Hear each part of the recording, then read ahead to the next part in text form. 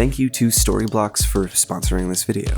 Storyblocks is a members-only website that offers studio-quality stock footage, motion backgrounds, After Effects templates, just about anything you could need for film or video production. These days, when putting content online, there's an expectation of professionalism in the quality of your content or branding, and for those who aren't After Effects gurus or can't afford to hire an experienced freelancer, Storyblocks offers a wide variety of content that can be personalized with your name and logo, with a high-quality polish that helps your content stand out from the rest, all at an affordable price. And with a vast library of images and videos to choose from, they can give you the tools you need to make your project look exactly how you want it to. Head over to www.storyblocks.com/filmradar to learn more. Again, that's www.storyblocks.com/filmradar to see what Storyblocks has to offer.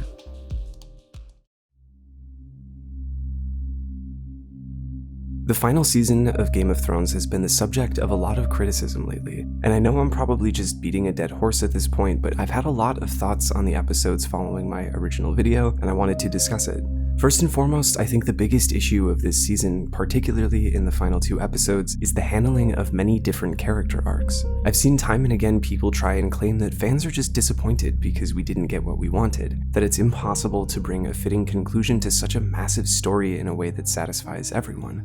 That these are just 2 writers who were doing the best they could in a less than ideal set of circumstances, including the ever-increasing demands of an incredibly complicated shooting schedule that covered multiple filming units across several countries, with dozens of actors, some of whom signed on to do the show as children. Not to mention the biggest challenge they faced of having to now write the story they were only meant to adapt when the show had outpaced the books. All of which is fair, but I don't think that means the show is above criticism, nor are the showrunners David Benioff and D.B. Weiss.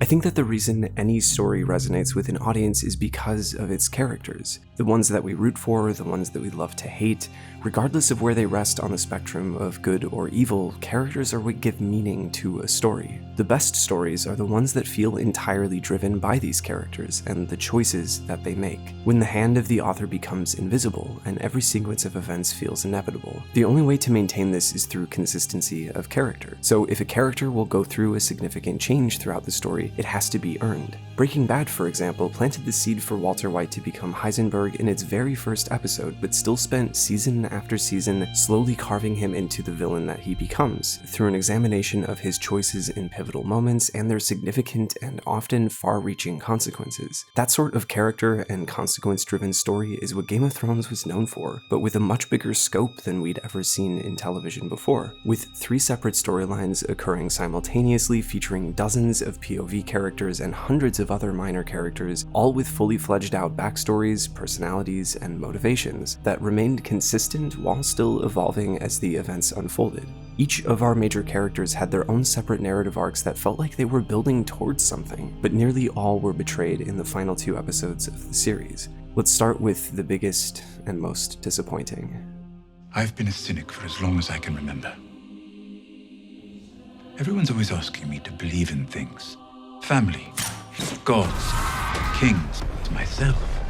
It was often tempting, until I saw where belief got people. Mother. And yet, here I am. I believe in you. Jorah, make them stop. You cannot claim them all, Princess. I can. And I will. If you want to sit on the throne your ancestors built, you must win it. That will mean blood on your hands before the thing is done. The blood of my enemies, not the blood of innocents. You take a babe from its mother's arms, kill it as she watches and pay for her pain with a silver coin. We don't need Yunkai, Khaleesi. Taking the city will not bring you any closer to Westeros or the Iron Throne. How many slaves are there in Yunkai? 200,000, if not more. Then we have 200,000 reasons to take the city. I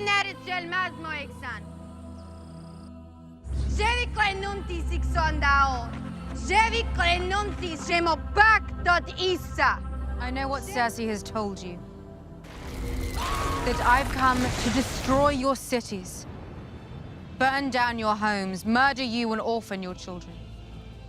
That's Cersei Lannister, not me. How can I rule 7 kingdoms if I can't control Slaver's Bay? You're a Targaryen. You're the mother of dragons. I need to be more than that. I will not let those I have freed slide back into chains. Sometimes it is better to answer injustice with mercy.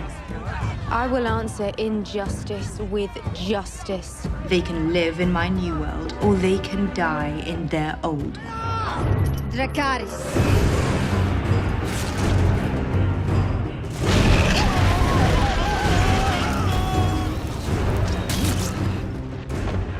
I fought so that no child born into Slaver's Bay would ever know what it meant to be bought or sold.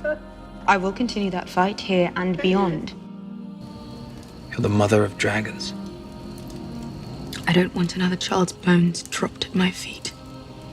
I know what my father was, what he did. I know the Mad King earned his name. I'm not my father. No, Your Grace. Thank the gods. We should hit King's Landing now, hard, with everything we have. The city will fall within a day. I am not here to be Queen of the Ashes. They won't obey you unless they fear you. But you have a gentle heart. You would not only be respected and feared, you would be loved.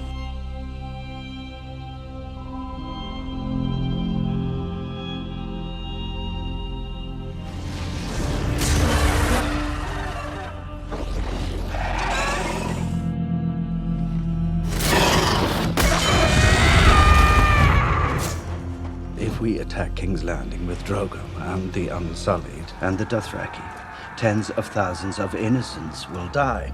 Do not become what you have always struggled to defeat. Cersei's followers will abandon her if they know the war is lost. Give them that chance. If the city surrenders, they will ring the bells and raise the gates. Please, if you hear them ringing the bells, call off the attack.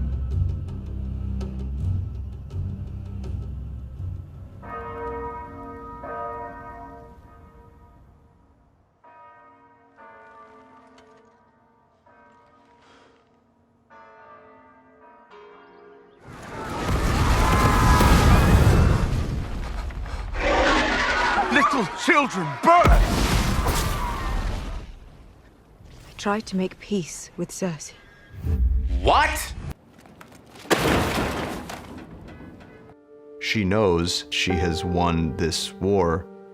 It's in that moment when she makes the decision to make this personal. Ultimately, she is who she is, and that's a Targaryen. And, you know, she has said repeatedly throughout the show, I will take what is mine with fire and blood. And in this episode, she does it. Okay, so let's unpack that.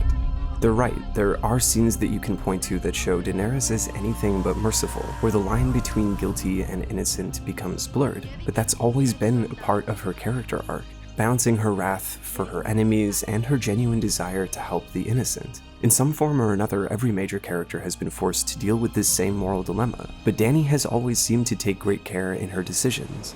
How many men did your army kill taking Winterfell back from the Boltons? Thousands. We both want to help people.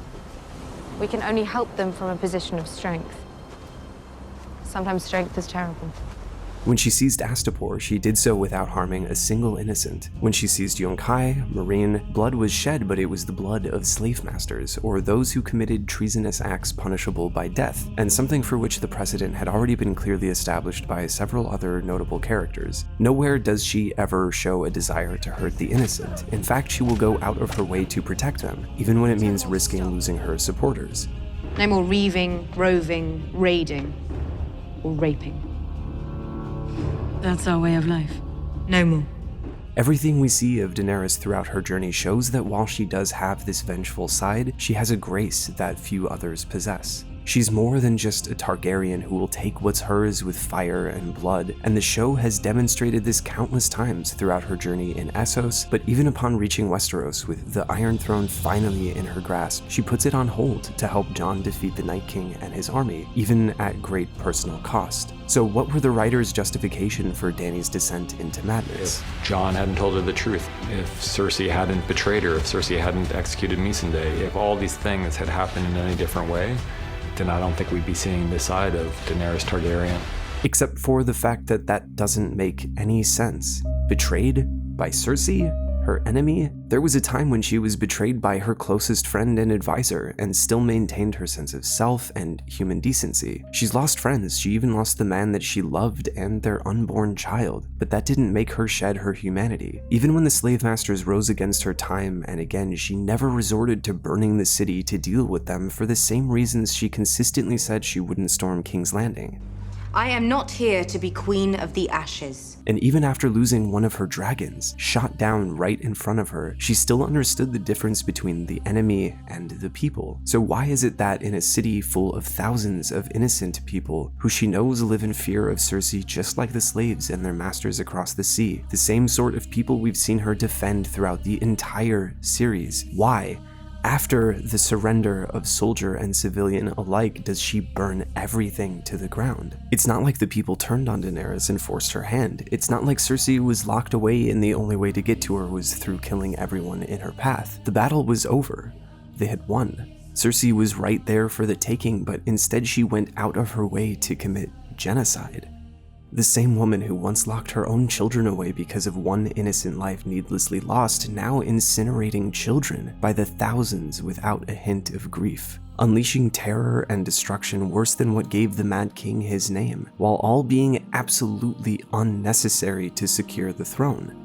You can't just undo 7 years of character development to shove characters into the plot points you've constructed. Storytelling doesn't work that way. And it wasn't only her character arc that was completely mishandled in the final 2 episodes of the series. Varys, who had previously demonstrated above all else a knack for survival, always living to fight another day for the good of the realm, all but slouch over and accept his fate without so much as a fight. Jaime, who had pushed further and further away from his sister as he found he still had a sense of honor, leaving her for good when she decided to play politics with the end of the world, only to return to her right before the end. And Cersei, she once destroyed the Septive Baelor to avoid a trial, but with an army and a dragon storming her city, she just sits back and watches it happen. Jon, who put honor and truth above all else, sacrificing every one of his core values to follow a psychopath, and even continue to defend her after she commits unforgivable sins. She left her no choice. The moment the gates fell, the battle was over. She saw her friend beheaded. She saw her dragon shot out of the sky. And she burned down a city for it. There are plenty of other things about these final 2 episodes to pick apart, like the Scorpions being shown as insanely accurate dragon destroyers in 1 minute and completely useless dragon fodder in the next, or Euron being the sole survivor of the Greyjoy fleet who just happens to swim ashore at the exact moment that Jaime arrives, not to mention the upgraded plot armor that kept Arya alive through burning city streets and buildings collapsing directly on top of her. Or we can talk about the failure to deliver a conclusion to many of the show's more mysterious storylines, like that of the Three-Eyed Raven, the Lord of Light, the Faceless Men, and so on. But the biggest reason these final 2 episodes completely fall apart is because of how the writers handle the characters, specifically Daenerys. Because as George R.R. Martin has said many times, the characters are everything. Character is the heart of all stories. I don't care if you're writing science fiction, fantasy, horror, or mainstream story, literary fiction, mystery novel, historical fiction. It's all about the people who inhabit it. It's all about the characters. The showrunners traded in nuanced storytelling for bombastic, big-budget action and sacrificed just about every single thing that once made the show one of the best that television had to offer. It's why I've barely said anything about the finale, because after the disaster that was the show's penultimate episode, I couldn't find myself caring about a single thing that happened at the end. Once you've thrown away every bit of character development that the audience has spent years investing themselves in, how is any of it supposed to matter? But when you look at the facts, how could it have happened any other way? George R.R. Martin is a voracious reader, combining a wealth of literature and history that pays homage to the great fantasy writers of all time, as well as pulling from dozens of historical periods to create a living, breathing world at a time of war, told through perspectives on every side of the conflict, where deep moral questions are explored and every consequence reverberates into the surrounding world. A place with a complex lineage for every major house, and internal fictional history that spans thousands of years characters, with religion and culture and politics woven together to create a world that feels as real as our own, albeit with dragons. David and Dan were just fans of the books that saw the potential for a great TV series. And say what you will about them as writers, but as showrunners, they're the main reason the show ever reached the heights that it did. It obviously had a great source material to rely on, but they still had to make it all come to life by bringing together an incredible cast and crew that could make these characters and these places as vivid as our imagination, which, make no mistake, is no easy task. And for better or worse, they will always have my respect for that. But they also used to show real talent as writers. They wrote the vast majority of the show's episodes, including when it was at an all-time high. And while they did have the guidance of George helping them for a good chunk of it, they still had to adapt the text to screen, which is no small feat, and they made plenty of changes to the story and the characters that showed a strong understanding of the source material, even making changes that George supported, like the expansion of the character Bronn. I think that's what's so disappointing about this final season. One can't help but wonder, what went wrong?